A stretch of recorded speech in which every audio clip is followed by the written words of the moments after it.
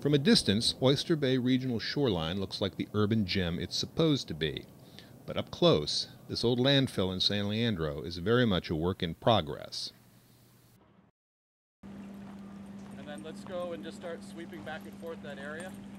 If you look closely, you'll find the tiny outriders of an environmental tragedy. This is the expanded foam Nurdle, and this is the high density or low density polyethylene Nurdle. This crew is starting a cleanup of tiny plastic pellets called Nurdles. They are part of a lethal plastic legacy. Nurdles is a cute term for a pre-production plastic pellet.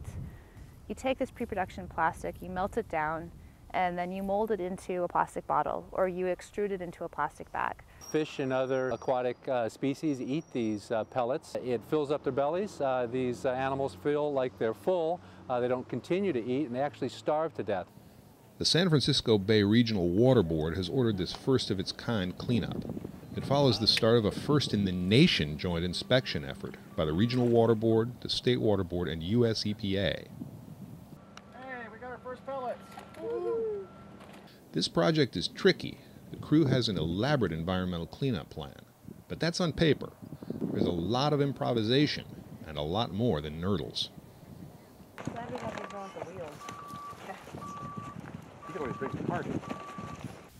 This small slough is habitat for the endangered California clapper rail and the salt marsh harvest mouse. Plus, there's a very small work window. The crew must make its move in 2 periods of about 3 hours each during the high tide of a new moon. The saltwater harvest mouse and the clapper rail, we're trying to minimize our impact on them during the cleanup, and during the extreme high tides, they'll actually be on the edges or in the higher debris, which will make it so that we don't have to worry about actually coming into contact. The tiny pieces of plastic float to the surface as the tide comes in, and they can be more easily swept up. All the work is done under the watchful eyes of qualified biological monitors. The plastic came from 4 companies in the industrial park overlooking Oyster Bay. Those companies will pay hundreds of thousands of dollars for this cleanup. There's a lot of pellets here. For the agencies involved, this is the payoff for more than 2 years of effort. We're not just doing a paper exercise to have somebody come in compliance with the letter of the law. We're actually doing something that's protective and restoring water quality. The collaborative inspection effort will continue to focus on enforcement and awareness.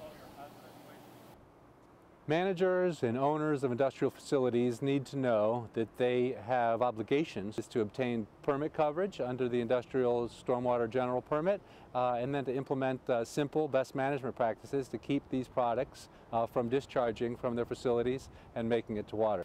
This crew from Otis Institute may come back to this slough more than a dozen times before this job is done. And this is just a beginning. We're probably in the range of 10 to 20 active cases right now in California, and we have the potential to always find more because many of these plastic facilities, especially the ones that deal with film, manufacturing plastic films like bags, for example, they tend to be very mobile and they pop up all the time.